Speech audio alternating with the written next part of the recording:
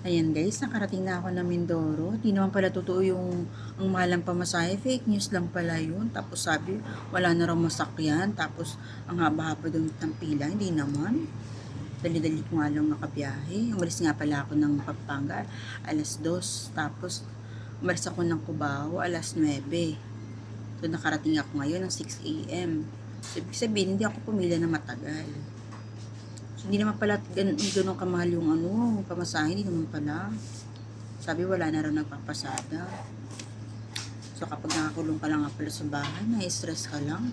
So, kapag lumabas ka, doon mo malalaman. Saan pa nga lang, sa daan pa lang nagtataka ko. Akala ko talaga wala na mga sasakyan.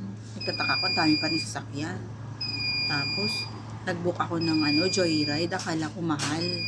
Yung pala, bakit 70 pesos lang yun?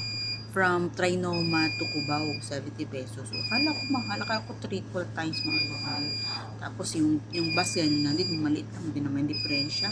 Siguro mga 50 pesos ganun pati sa barko at saka sa bus. Puti lang naman. Sabi, 2,000 pesos daw. Hindi naman mabot ng ganun. Tapos kinausap ko nga yung driver ng jam, di naman daw totoo na mawawalan ng gas, di daw totoo. Tapos nagtaka din ako, bakit ang daming mga ilaw, ba't di sila titipid sa ilaw? Di naman pala totoo. Fake news, kaya huwag kayo ma-stress masyado kasi ako napanik ako nung nandun ako sa loob ng bahay ng patient. Na-stress ako, pakakala ko katapusan na ng mundo. Kaya kayo huwag kayong masyadong magpanik, huwag kayong masyadong maniwala sa mga fake news, lalo sa mga taong hindi nakakalabas. Pag nakalabas ka, nalalaman mo talaga yung mga sitwasyon sa labas. Yun nga, nakalabas na ako, ayun, wala naman pala, hindi naman pala ganun ka-stressful.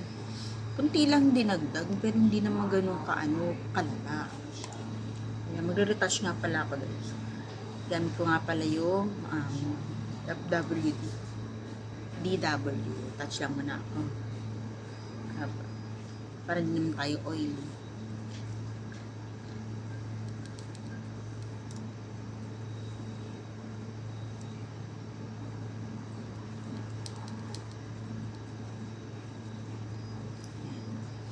Ito pa rin gamit ko guys, ang waterproof at saka pang long lasting.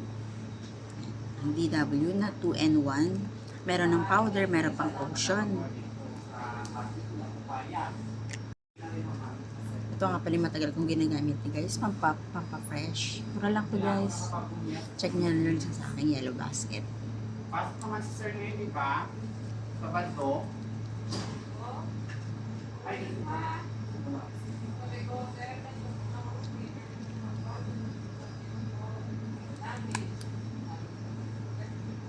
Okay na ako.